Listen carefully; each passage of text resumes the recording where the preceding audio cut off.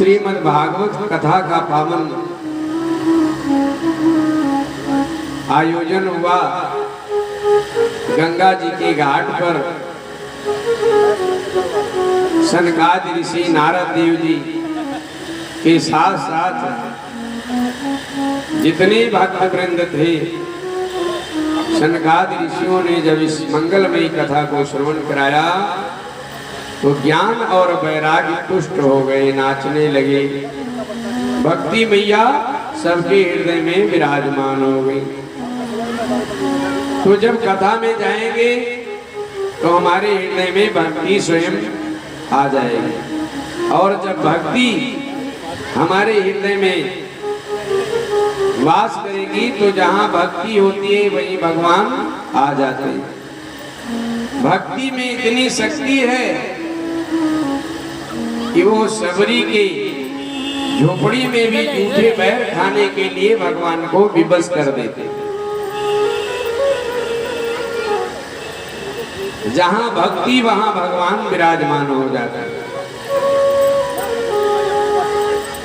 और जहां भक्ति हृदय में आ जाती है वहीं ज्ञान और वैराग भी स्वयं ही प्रकट हो जाते हैं। बोलिए वृंदावन बिहारी लाल की जय हो। सूत जी महाराज कहते हैं कि ऋषियों, अब नारद जी ने सनकादि ऋषियों से पूछा कि भागवत कथा के श्रवण से ज्ञान वैराग ही पुष्ट हुए कि कोई और भी?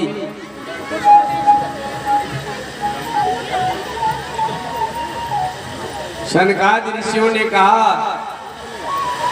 कि ज्ञान वैराग्य नहीं, पापी से पापी भी जीवन में हो, जिसने जीवन पर्यंत पाप ही किया हो, अगर श्रीमद् भागवत कथा का पावन रसपान करता है तो उसके समस्त पापों का प्रायश्चित हो जाता है। समस्त पाप नष्ट हो जाते हैं श्रीमद् भागवत कथा के रसपान से। सनकादि ऋषि मुस्कुराकर बोले कि हम तुम्हें एक ऐसा ही प्रसंग श्रवण कराते हैं, क्योंकि नारद देव जी ने कहा कोई प्रमाण भी है कि केवल ऐसे ही कहते हैं? जैसे आजकल लोग आस्था में भी प्रमाण खोजते हैं। ये पूजा पाठ में जाते हो क्या लाभ है, कथा में जाते हो क्या लाभ है, मंदिर को जाते हो इसमें क्या मिलेगा। अच्छा, पेड़ी पूजने वाले से नहीं पूछते कि भैया इसमें क्या मिलेगा, क्योंकि जानते हैं कि कहेगा तुम्हारे बाप का पी रहा हूं। यानी मंदिर में जाने पर लोग प्रयास करते हैं। कथा में जाओ तो एक भक्त ने तो कहा कि हम तो अभी जवान हैं, अभी हमारे पिताजी की जिम्मेदारी है कथा वथा मत जाना। तो सनकादि ऋषि महाराज कहते हैं कि श्रीमद् भागवत कथा के रसपान से ज्ञान वैराग ही नहीं पुष्ट हुए, श्रीमद् भागवत कथा में इतनी शक्ति है, इतनी कृपा है कि पापियों से भी पापी हो, जिसने जीवन पर्यंत केवल पाप ही पाप किया हो, वो भी भगवान की इस मंगलमयी कथा को श्रवण करके समस्त पापों से मुक्त हो जाता है। इसलिए हमें भगवान की कथा को बार बार सुनना चाहिए।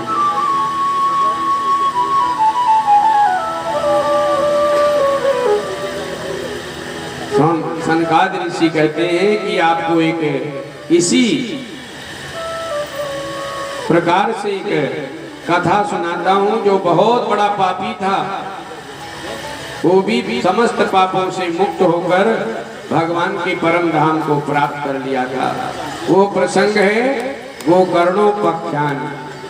गोकर्ण जी की कथा, धुंधकारी जी की कथा आज आप लोग श्रवण करें। उसके पहले आओ 2 मिनट भगवान का नाम लें।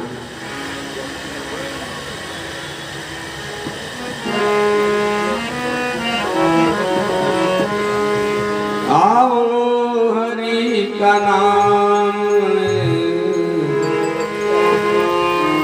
कुछ देर प्रेम से,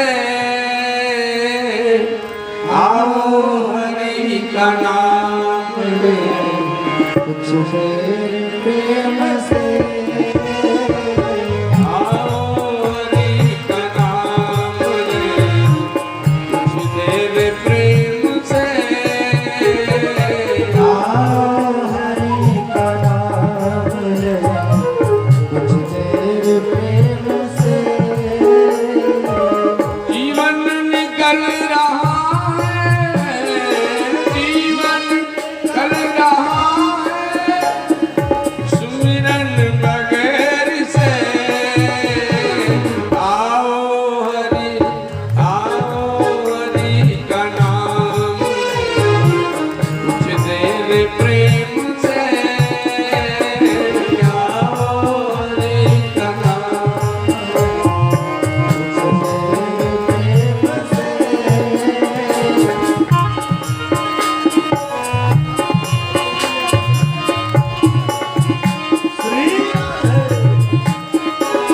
मीठी मीठी तालियों से भगवान का स्वागत करते हैं।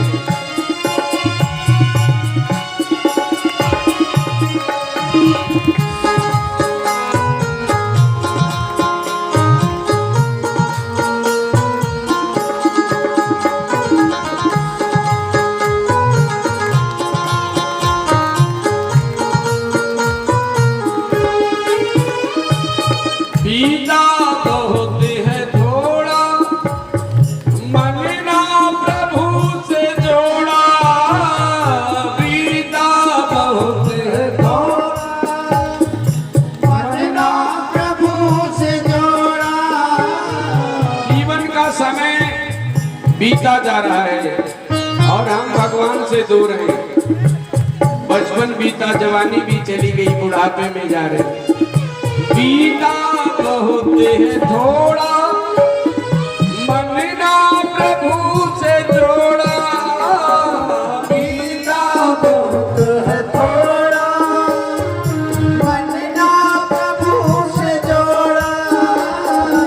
भागा ही जा रहा है यह जिंदगी का घोड़ा। भागा ही जा रहा है यह जिंदगी का घोड़ा। भागा ही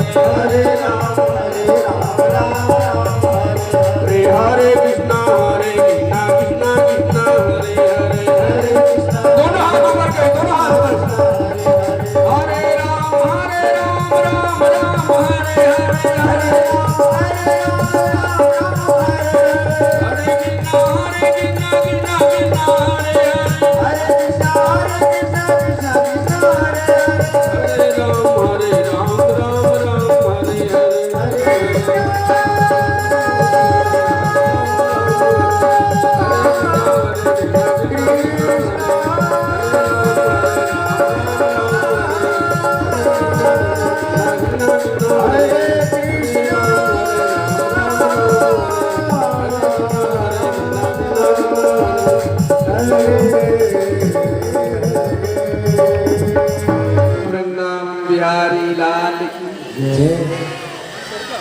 तो कथा की पावन प्रसंग में श्रवण कर रहे हैं गोकर्ण जी की पावन कथा। यत्र ते कीर्तयस्याम इतिहासं पुरातनम् यस्य श्रवणमात्रेण पापहानि प्रजायते। कहते हैं ऋषियों, ये इतना सुंदर इतिहास है, कथा है, जिसको सुनने से समस्त पापों का शोधन हो जाता है, पाप नष्ट हो जाते हैं। ये इतना सुंदर कथा है। कहते हैं तुंगभद्रा नदी के किनारे एक गांव में आत्मदेव शर्मा नाम के ब्राह्मण रहा करते थे।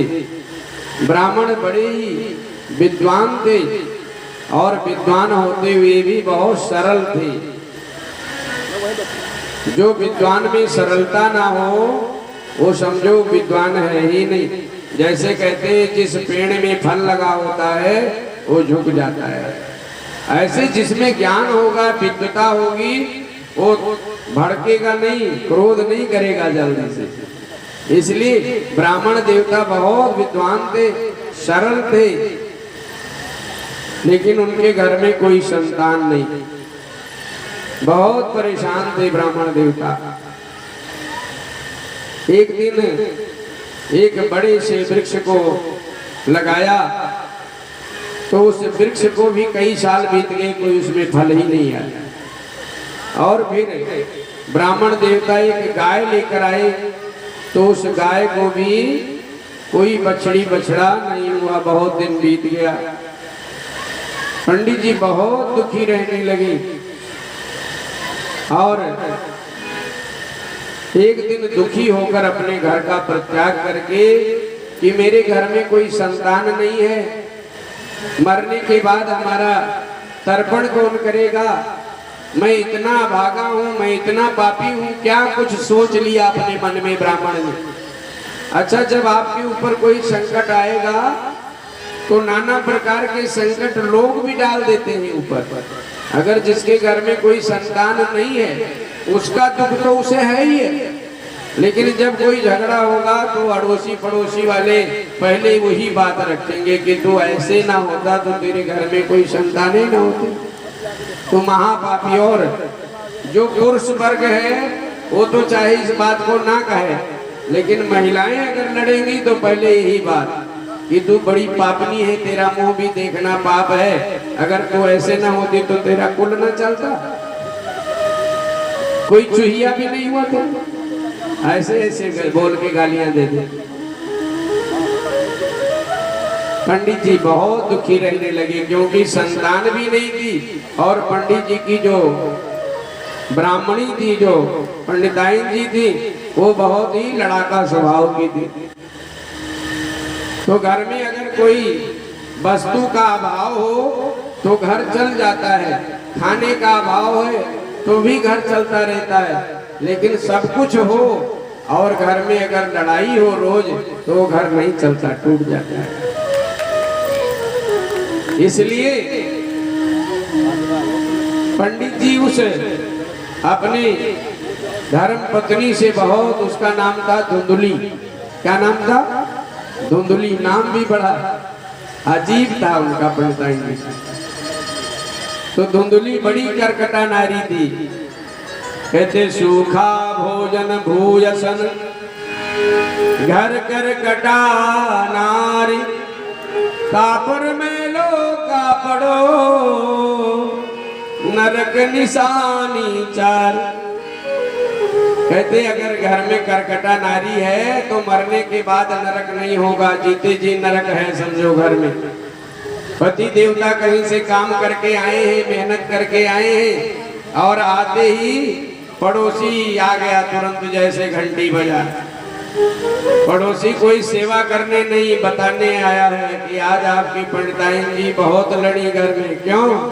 अरे महाराज अब क्या बताएं, आप तो चले जाते हो काम पे पूजा पाठ में, और मेरे घर का लिफाफा उड़ के पता नहीं गली का किसका चला गया, और किसी ने कह दिया कि फलाने के घर से कूड़ा आया है, और जो पंडिताइन सुबह से लेकर शाम तक हमको दो गारी दो गारी दो गारी, बहुत गरिया। पंडित जी बड़े दुखी रहने लगे, और घर में कोई संतान भी नहीं। एक दिन इतने परेशान हुए, इतने दुखी हुए, मन में सोचते सोचते सोचते सोचते, और मन में प्लान बना लिया कि अब हम तो निर्णय कर लिया कि अब हम घर बार छोड़ के कहीं जाके मरी जाए। ऐसे जिसको मुंह देखना भी पाप है, लोग हमें कहते हैं कि इनके लिए संतान है, इसका मुंह भी देखना पाप है, अभागा है। तो अब अपने से ही स्वयं तमाम प्रकार की बातें सोचकर ब्राह्मण देवता घर परिवार का त्याग करके और मरने की इच्छा से जंगल में चले गए। और जंगल में गए तो डगर में एक जगह वृक्ष के नीचे रोने लगे। कोई भी मरना नहीं चाहता, बहुत दुख होता है, बहुत पीड़ा होती है तो कोई मरता है।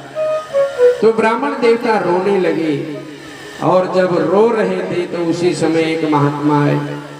महात्मा जी ने देखा कि मस्तक पे त्रिपुंड लगा हुआ है, शिखा भी रखा हुआ है, और धोती पहने हुए हैं, कोई ब्राह्मण लगता है। चौथापन लग गया है, तो ये ब्राह्मण देवता लगता है कि घर परिवार का त्याग करके भगवान का भक्ति करना चाहता है। मन में विचार किया महात्मा ने कि मैं भी भगवान की भक्ति में लगा हूँ, और एक साथी और मिल गए, विचार कर रहे हैं महात्मा जी। लेकिन जाकर जब ब्राह्मण देवता से पूछा कि महाराज आप क्यों रो रहे हैं, क्यों रो रहे हैं इतना? जैसे ही महात्मा ने पूछा, ब्राह्मण देवता और जोर जोर से रोने लगे, जैसे कोई बालक रोता हो, कोई मारा हो, और उसकी माँ आ जाए और पूछ ले कौन रे, किसने मारा तुझे, तो और जोर जोर से चिल्लाने लगता है कि मेरी माँ आ गई। वैसे ही ब्राह्मण देवता से जब संत ने पूछा कि महाराज आप क्यों रो रहे हैं, तो ब्राह्मण देवता और जोर जोर से रोने लगे, और कहा महाराज क्या बताऊं, मेरे घर में कोई संतान नहीं है, मेरे बिना संतान के मेरे मरने के बाद मुझे तर्पण पिंड दान कौन करेगा, मेरा धन धान ऐसे ही लूट कर ले जाएंगे लोग, मेरा कुल कैसे चलेगा, मेरा नाम कैसे चलेगा। और तो और एक गैया लेकर आया घर में, तो उस गैया को भी कोई बछड़ी बछड़ा नहीं हुआ। और महाराज क्या बताऊं, मैंने एक पेड़ लगाया तो उसमें भी कोई फल नहीं आया। अब जब मैं इतना अभागा हूं तो मैं जीवित नहीं रहना चाहता, इसलिए मैं अपने प्राणों को त्याग दूंगा। महात्मा जी ने सोचा कि हम सोचे थे कि ये घर परिवार का त्याग करके भगवान की भक्ति के लिए बाहर आए हैं, गृहस्थ जीवन त्याग करके, लेकिन ये तो अभी घर परिवार के लिए ही परेशान है, हमारे बेटा नहीं, हमारे बेटियां नहीं। महात्मा जी ने बहुत समझाया कि महाराज राजा सगर के 60,000 पुत्र हुए, और कपिल भगवान के श्राप से उनके क्रोध दृष्टि पड़ने से सब जलकर भस्म हो गए। तो जिनके 60,000 पुत्र हुए उनको जीवन में सुख नहीं मिला, तो तुम संतान के लिए रो रहे हो। कौन संतान किसे सुख देता है? सुख दुख तो अपने कर्मों से मिलता है।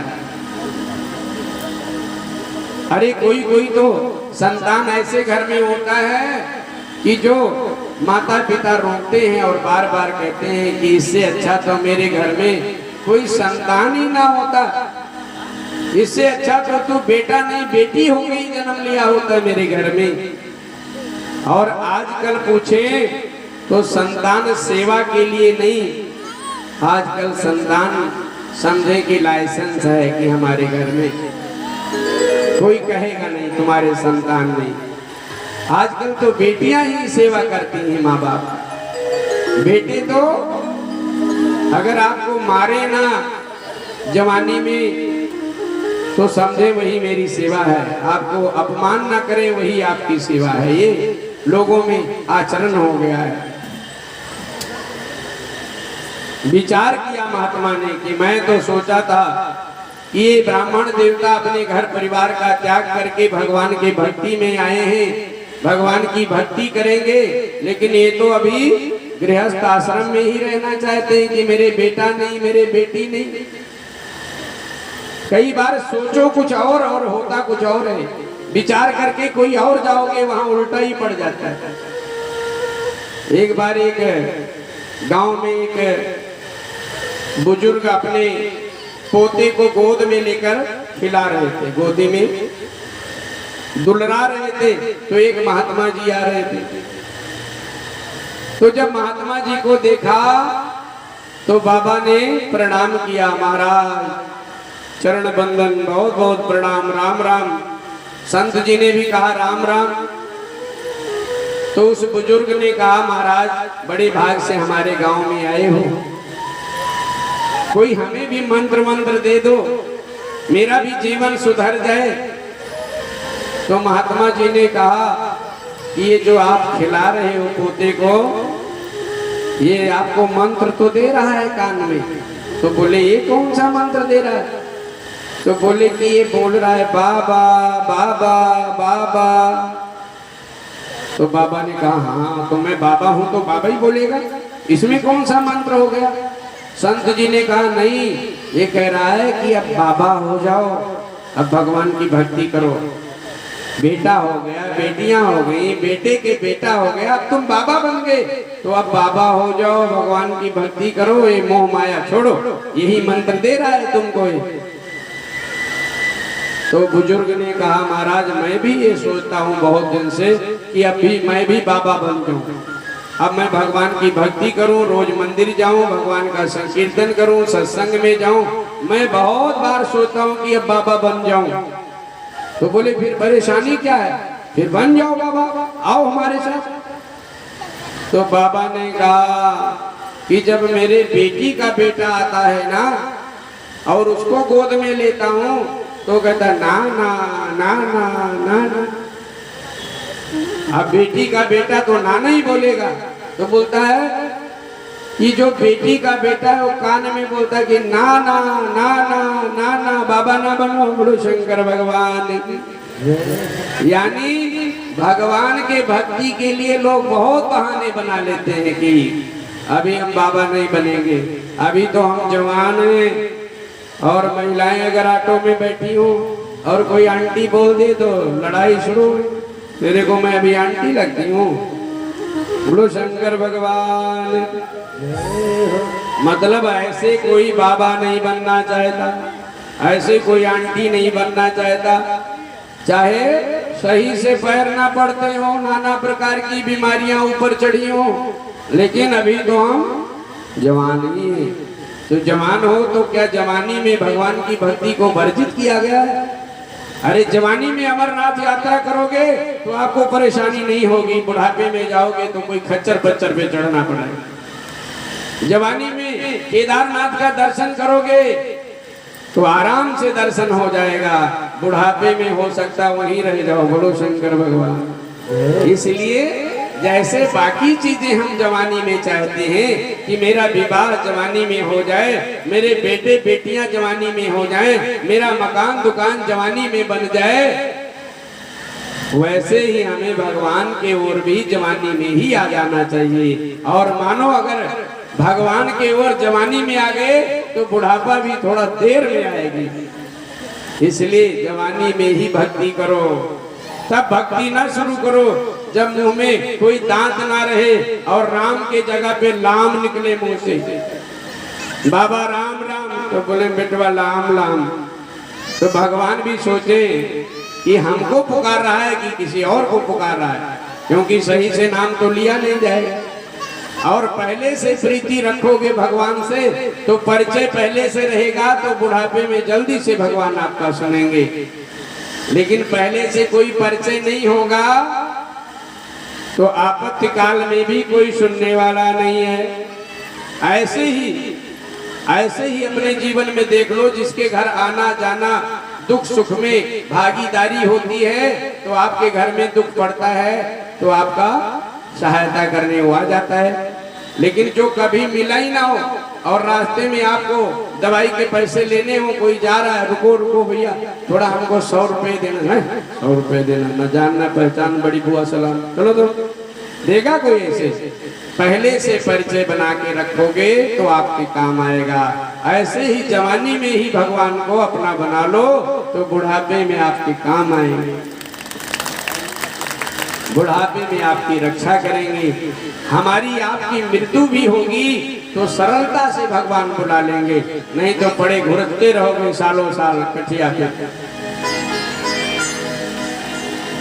तो बहुत समझाया संत महापुरुष ने, लेकिन जो ब्राह्मण देवता थे वो बोलते महाराज हमें तो कोई बेटा चाहिए। आप क्या जानो बेटे बेटियों का सुख, आप तो जोगी सन्यासी हो, आपको क्या आनंद है, क्या पता है गृहस्थ जीवन का। जब बाप बाजार से आता है तो बेटा गेट पे ही दौड़ा दौड़ा आ जाता है, पापा पापा पापा क्या लाए क्या लाए, लिफाफा पहले ही लेके अंदर भाग जाता है। और जब बच्चे खाने लगते हैं तो बाप भूखा भी होता है तो उसका पेट भर जाता है। जिनके घर में बच्चे बच्चियां नहीं हैं उनका घर तो शमशान के नहीं रहता है। इसलिए गृहस्थ जीवन ही सबसे उत्तम है। जो भिखारी को भी भिक्षा देता है, जो कुत्ते को भी रोटी देता है, जो गैया को भी रोटी देता है, जो ये सत्संग धर्म कार्य में भी सहयोग देता है, वो कौन है? वो गृहस्थ है। इसलिए गृहस्थ आश्रम जो है सबसे उत्तम आश्रम है, सबको पालन करने वाला भगवान, और ड्यूटी लगाया है गृहस्थों को।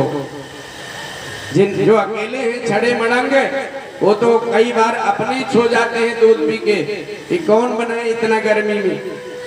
लेकिन जो गृहस्थ हैं उनके घर में कभी भी जाओगे तो भोजन होगा, क्योंकि बच्चे के लिए रखा है, कब मांग ले कोई पता नहीं। इसलिए महात्मा जी से कहा महाराज आप क्या जानो गृहस्थ जीवन का आनंद, हमें तो बेटा चाहिए। अगर हमें कोई बेटा नहीं दिए तो हम सिर पटक पटक के आपके चरणों में ही मर जाएंगे। महात्मा जी ने कहा अच्छा मैंने हाल चाल पूछा, हाल चाल ना पूछता तो इतना विपत्ति नहीं ना पड़ता। अब ये कहते हमको बेटा बेटियां चाहिए। महात्मा सरल स्वभाव के, संत हृदय नवनीत समाना, संत का हृदय तो घृत के समान होता है। तनिक भर ही आपने आरत भाव से पुकारा तो जो सच्चे संत होते हैं वो अपने भाव से आपको कुछ ना कुछ प्रदान कर देते हैं। तो महात्मा जी ने उन्हें एक फल दिया ब्राह्मण को कि जाओ इस फल को अपनी पत्नी को खिला देना, सुंदर बालक का जन्म होगा, बहुत सुंदर बालक, यशस्वी बालक होगा। फल लाकर अपनी पत्नी धुंधली को दिया, महात्मा जी का दिया हुआ। ब्राह्मण देवता ने, धुंधली ने सोचा कि इस फल को खाऊं और मेरे गर्भ में कोई बेटा बेटी हो। और कहते हैं कि जो गर्भवती स्त्री होती है उसको भोजन अच्छा नहीं लगता, उसको उल्टियां आती हैं, नाना प्रकार की परेशानियां होती हैं गर्भावस्था में। तो धुंधली ने सोचा कि अगर ये फल खा लिया और फिर भोजन नहीं किया मैं दुबली हो गई और दुबली होके बीमार हो गई, बीमार होके कहीं मरी न जाऊं। बहुत कुछ सोच लिया। उसकी पड़ोसन आई, बहुत समझाया कि संत महात्मा का दिया हुआ फल है, तेरे घर में कोई संतान नहीं है, तेरी गैया को भी कोई बछड़ी बछड़ा नहीं हुआ, तेरे ब्राह्मण देवता ने, पति देवता ने एक वृक्ष लगाया उसमें भी फल नहीं आया। आज बड़े भाग से तुझे कोई फल मिला है, महात्मा की कृपा हो जाए, तेरे घर में कोई संतान हो जाए, इतना विचार ना कर, प्रसाद समझ के खा ले। लेकिन धुंधली ने इतने तर्क किए कि पड़ोसन ने कहा खाओ या बहाओ, अब तुम्हें समझाना। दीवार में सिर टकराने जैसा है। और पड़ोसी चली गई। धुंधली की बहन आई। धुंधली की बहन आई तो सारा वृतांत धुंधली ने अपने बहन को बताया कि तेरे जीजा एक फल लेकर आए हैं, कहते इसको खा ले तो तेरे सुंदर बालक का जन्म होगा। धुंधली की बहन तो पहले से सोच रखा था कि जीजा जी पंडिताई करके बहुत धन लेकर आते हैं, घर में सब कुछ भरा गया है, तो और कोई संतान है नहीं, और मेरे तो हर साल ही कोई ना कोई बेटा होता है, तो एक बेटे को अगर जीजा के यहाँ कर देंगे तो सारी संपत्ति हमारी हो जाएगी। तो धुंधली ने सोचा कि अगर बहन ने फल खा लिया तो इसके घर में अगर बेटा हो गया तो जो मैं सोचा हूं तो सारा फेल हो जाएगा। इसलिए धुंधली की बहन ने कहा क्यों रे इस चक्कर में पड़ी है। और अगर ये बाबा सन्यासी के फल देने से कोई बेटा बेटी होता तो ये हॉस्पिटल सारे बंद हो जाते, इसलिए इनके बाबाओं के चक्कर में ना पड़। धुंधली ने कहा पर बहना ये फल को क्या करूं जो तुम्हारे जीजा जी लेकर आए। कहा ऐसा करो कि इस फल को गैया को खिला दो। गैया को भी कुछ नहीं होता, आज तक कोई बछड़ी बछड़ा हुआ नहीं। एक तो प्रमाण मिल जाएगा कि इस फल में कोई शक्ति है कि नहीं है, और दूसरे तुझे खाना भी नहीं पड़ेगा, वो 9 महीने की परेशानी से भी तो मुक्त हो जाएगा। रही बात बेटा बेटी का, तो मेरे गर्भ में भी बालक है और मुझे यही रोक लेना, और जो बेटा होगा उसी को कह देना कि हमारे बेटा हो। धुंधली ने पहले तो सोचा कि ये कल वही सारा धन हमारा लेने चक्कर में है, यही रहेगी यही खाएगी, और धीरे धीरे मेरे घर का खजाना सारा लुटाएगी, घरे भेज देगी अपने। लेकिन सोचा विपत्ति से बचना है तो इसको रखना ही पड़ेगा, तो अपने बहन को वहीं पर रोक लिया। और समय आने पर उसकी बहन को बेटा हुआ तो धुंधली ने उसे अपना बेटा बताकर पंडित जी को बता दिया। पूरे गांव में डुग्गी पिटवा दिया, पंडित जी के घर बेटा हुआ, पंडित जी के घर बेटा हुआ, सारे लोग आ गए, बधाई हो बधाई हो। पंडित जी भी आनंद उत्सव मनाने लगे। और ठीक 3 महीने बाद उसके गैया को भी बालक का जन्म हुआ, जिसे फल खिलाया था। सुंदर बालक का जन्म हुआ, सोने के समान दमकता हुआ शरीर था उसका, दिव्य पुरुष के रूप में प्रकट हुआ। पूरे गांव के लोग देखने आए, बड़ा सुंदर बालक, सुंदर शरीर, दिव्य शरीर उसे प्राप्त हुआ। पर जो कान था वो गाय का था, क्योंकि गाय से उत्पन्न हुआ था महाराज जी के फल से, तो पूरा शरीर तो दिव्य पुरुष दोनों वो गाय के कान थे उसके, इसलिए उसका नाम गौकर्ण पड़ा। बोलिए गौकर्ण महाराज की जय हो। क्रियत कालेन तौ जातो तरुणो तनयेभुवो गोकर्णः पंडितौ ज्ञानी धुंधकारी महाकला। समय आने पर पंडित जी ने अपने बेटे का नामकरण करने के लिए पत्रा वत्रा निकाला, तो पंडितानी जी आ गई। बोली सवेरे सवेरे कोई ना जजमान, ये काहे को पोथी पत्रा खोल के बैठे थे। पंडित जी ने कहा आज अपने बेटे का नामकरण करना है। पहले 16 संस्कार होते थे, तो उसमें नामकरण संस्कार, यज्ञोपवीत संस्कार, मुंडन संस्कार, अन्नप्राशन संस्कार, जो ये संस्कार होते थे इससे बच्चों में संस्कार आते थे। अब संस्कार करना बोल दिए तो अब लास्ट वाला ही संस्कार हो जाता है। बोलो शंकर भगवान।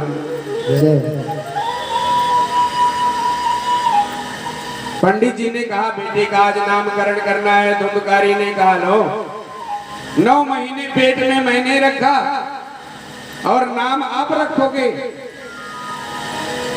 पंडित जी ने सोचा नामकरण के समय भी कहीं धुंधली मुझे से लड़ाई न कर ले, इसलिए कहा भाग्यवान तू ही बता दे क्या नाम रखना है, लड़ाई न कर, झगड़ना, तू ही बता, वही नाम रख देते।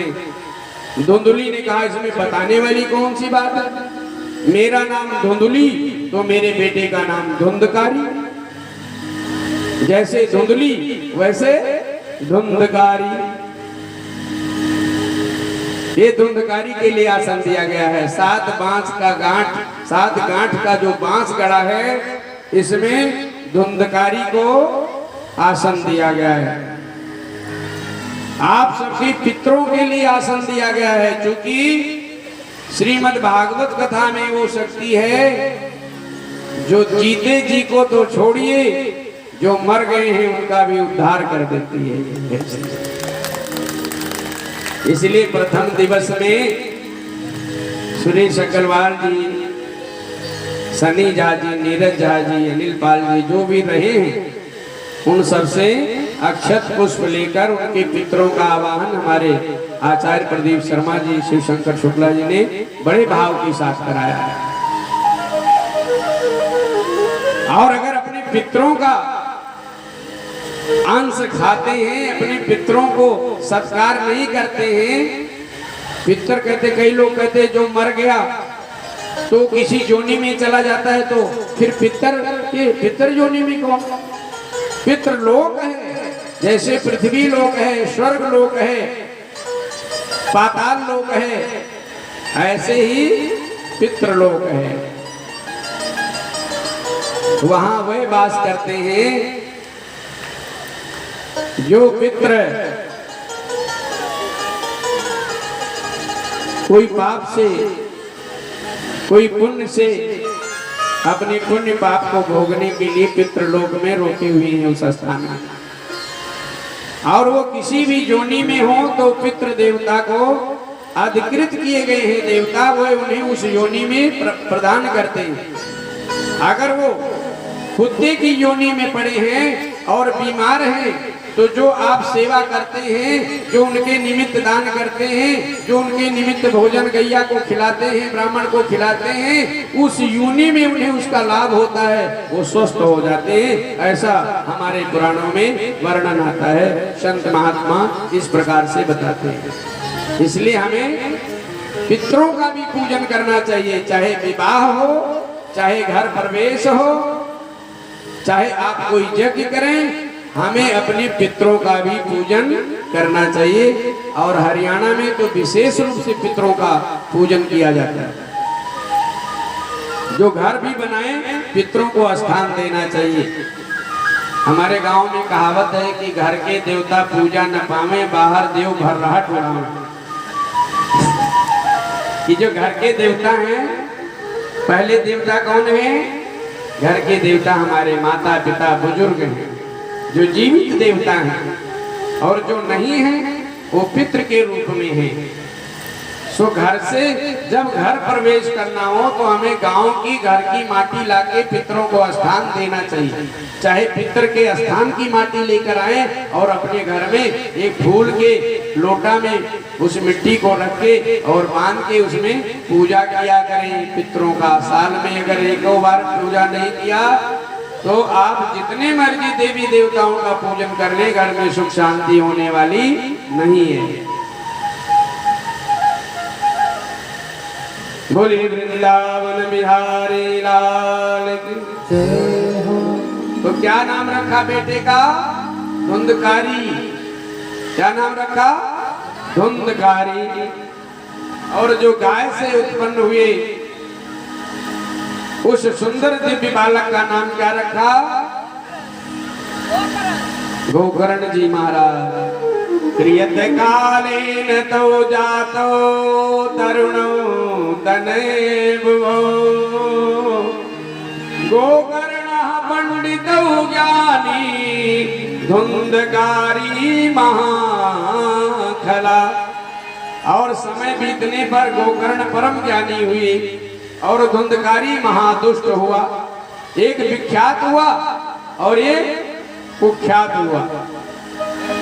जैसे डकैरू, चोर, उनके आगे क्या लगता है? कुख्यात सरगना डाकू फलनवा। उनके आगे विख्यात नहीं लगता, कुख्यात लगता है।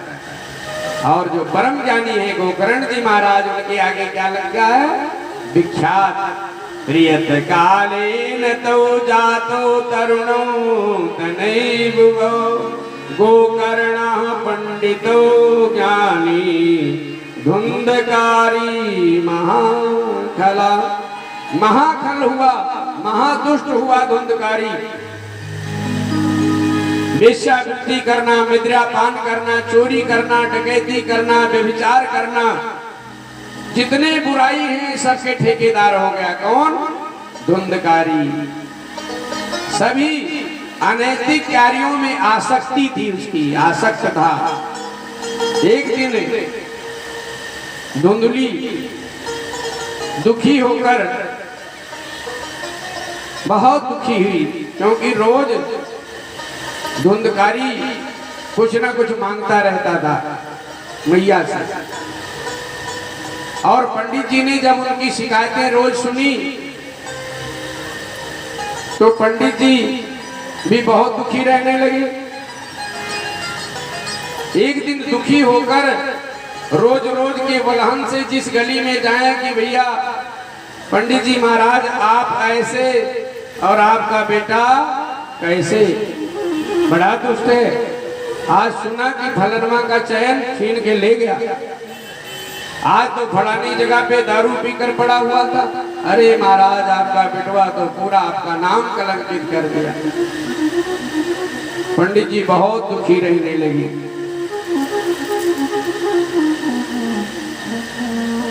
बहुत दुखी रहने लगे और एक दिन घर बार को छोड़कर मन में सोचा कि मैं आत्महत्या ही कर लूं। ऐसे बालक मेरे घर में जन्म हुआ जिसने मेरे नाम को पूरा मिट्टी में मिला दिया, पूरा कलंकित कर दिया मेरे नाम को। जिधर जाओ उधर हमारे बेटे धुंधकारी के नाम को धिक्कारते हैं सभी लोग। पंडित जी दुखी होकर और घर बार को छोड़कर चल दिए आत्महत्या करने के लिए। धुंधली रोज दुखी रहती थी, तो एक दिन धुंधली से धन मांगने लगा धुंधकारी, मदिरा पान आदि करने के लिए। तो जब नहीं दिया तो उसके गले को ही दबाने लग गया।